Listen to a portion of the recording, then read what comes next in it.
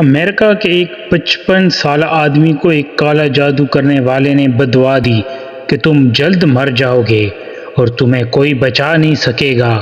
دن بدن آدمی کی حالت بگڑتی گئی، یہاں تک کہ اس کا 30 کلو کا وزن کم ہو گیا۔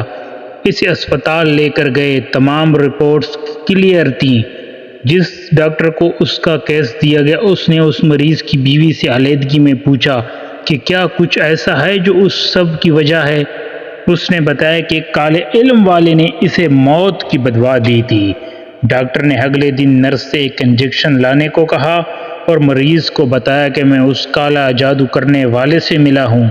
اسے پولیس کی دھمکی دی تو اس نے بتایا کہ اس نے تم پر چھپکلی کے انڈے پھینکے تھے، ان میں سے ایک چھپکلی تمہارے جسم میں ہے اور اندر سے تمہیں ختم کر رہی ہے۔ اس انجیکشن سے تمہیں الٹی آئے گی اور وہ چھپکلی باہر آ جائے گی۔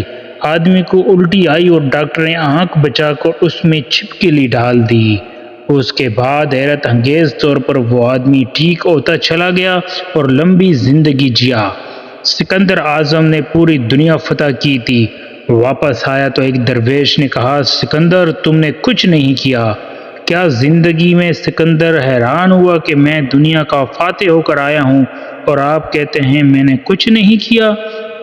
تو درویش بولا، سکندر تم میرے غلام کی بھی غلام ہو۔ درویش نے کہا، نفس میرا غلام ہے اور تم نفس کے غلام ہو۔ مطلب یہ کہ سکندر نے چاہے پوری دنیا فتح کر لی پر اصل جنگ تو اس انسان کی خود سے ہوتی ہے۔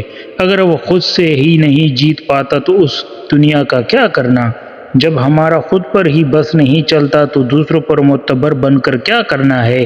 ہم کہتے ہیں عادت چھوڑنا آسان نہیں، تو کیا دنیا جینا آسان تھا اور نفس سے لڑنا مشکل ہے؟ تبھی تو اس سے سب سے بہتر اور جہاد کوئی نہیں ہے۔ نفس سے جہاد سب سے بڑا جہاد ہے۔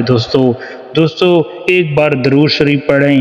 ایک بار درود شریف پڑھنے سے اللہ تعالیٰ 10 مرتبہ رحمت فرمائیں گے، 10 گناہ آپ کے معاف کریں گے اور آپ کے 10 درجات بلند کریں گے۔ تو آج کی ویڈیو یہاں تک تھی، تو ہماری ٹیم کو اجازت دیجیے گا۔ اگلی ویڈیو تک اللہ حافظ۔